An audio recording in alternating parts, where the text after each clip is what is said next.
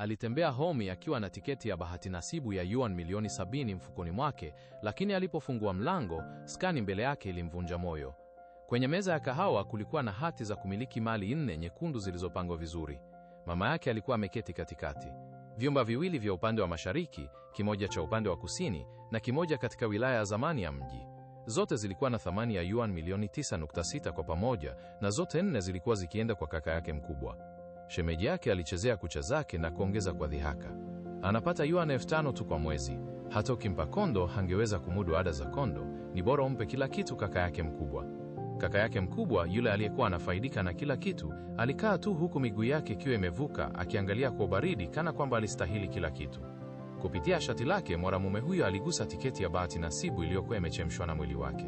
Bahati nasibu ya yuan milioni 70 ilikuwa chini ya inchi moja kutoka moyoni mwake. Hakupiga kelele wala kubishana. Kwa miaka 28 iliyopita alikuwa amezoea upendeleo wa namna hii. Utotoni mapaja ya kuku yalimwendea kaka yake.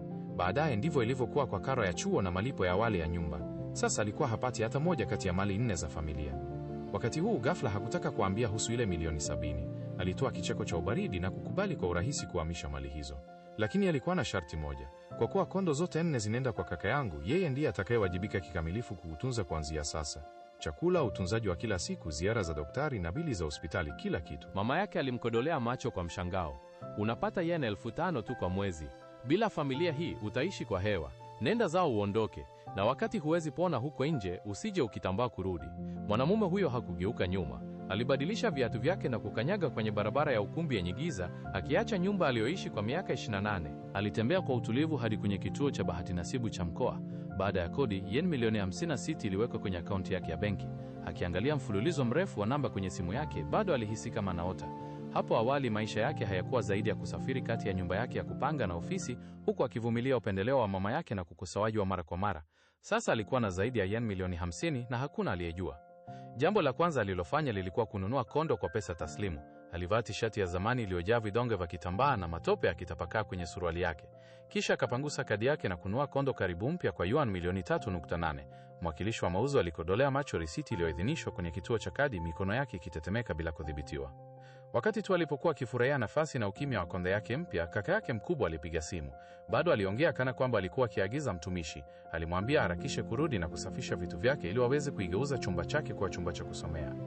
Aliporudi kwenye nyumba ya zamani, alikutana na shuka zake za kitanda zimetupwa sakafuni. Vitabu na nguo zake vilikuwa vimewekwa kwenye mifuko ya taka. Shemeji yake alimdhihaka kutoka pembeni.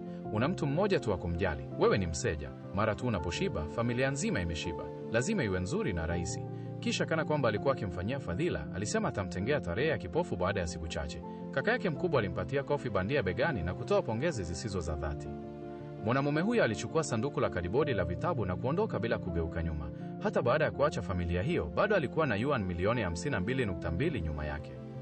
Siku 4 baada ya kuhamia kondo yake mpya, shemeji yake alipiga simu. Sauti yake ilikuwa ya dharau kabisa. Alisema alimtengea tarehe ya kipofu. Mwanamke huyo hakuwa kitu maalumu, lakini alikuwa mzuri wa kutosha kwa mtu anayechukua yuan 5,000 kwa mwezi. Mwanamume huyo alitokea akiwa amevaa tishati ile ile iliyochakaa. Alitaka tu kuona jinsi shemeji yake angeweza kuwa akipuuzi. Jina la mwanamke huyo lilikuwa Su Shao. Alikuwa na nywele fupi na uso wa duara na muonekano wa joto na wa dhati machoni pake. Wakati wa chakula cha jioni, shemeji yake hakuacha kumshusha. Alisema hana tamaa na hangeweza kumudu kondo. Lakini Su Shao aliweka umo wake chini na kumkatisha kwa uzito. Alimwambia shemeji yake aache kumshusha kaka yake mwenyewe mara kwa mara. Baada ya chakula cha jioni, Su Shao alimwambia kwa dhati, thamani ya mtu haipimwi kwa kipato chake cha kila mwezi. Wakati huo, tabasamu la upole machoni pake limpa joto ambalo hakuwa ameliona kwa miaka mingi. Wakati huo, shemeji yake alimtumia ujumbe mwingine. Bado akimdhihaka huyo mwanamke kuwa wa wastani, alimwambia asichague sana. Mwanamume huyo alisoma ujumbe huo na kucheka kwa ubaridi. Kisha akatoka nje na kununua Volvo iliyojaa kikamilifu kwa yen 460,000. Katika eneo kula katikati mwa jiji, alilipa yuan milioni 8.01 taslimu kwa ajili ya konde ya kifahari ya futi za mraba 9,600. Licha ya kuwa na thamani ya mamilioni ya makumi, bado alienda kazini kama kawaida na hakumwambia mtu yoyote kitu. Hivi karibuni Agosti 28 ilifika, siku ya kuzaliwa ya mama yake. Ilikuwa tarehe ambayo alikuwa ameikumbuka kwa miaka yote 28 ya maisha yake. Kila mwaka yeye na kaka yake waligawanya gharama ya keki ya kuzaliwa, lakini jina la kaka yake pekee ndilo lililowahi kuonekana juu yake. Wakati huo alitumia yen 800 kwa skafu ya pamba ya kashmia kwa ajili yake. Wakati alipoingia aliona kwamba kila sahani kwenye meza ilikuwa ya kupenda ya kaka yake. Mama yake alikaa kwenye kochi akionyesha kiti cha kusaga kilichonunuliwa kaka yake kwa zaidi ya yuan 10,000. Wakati mwanamume huyo alipompatia skafu hiyo, hakuiangalia karibu kabisa. Kisha akatupa skafu hiyo ya yuan 800 kwenye kiti cha kusaga kando ya boksi lake kubwa la dhahabu. Moja ilikuwa ghali na ya kuvutia, nyingine ilionekana rahisi na ya kawaida, kama tu tofauti kati ya maeneo ya ndugu hao wawili katika familia hiyo.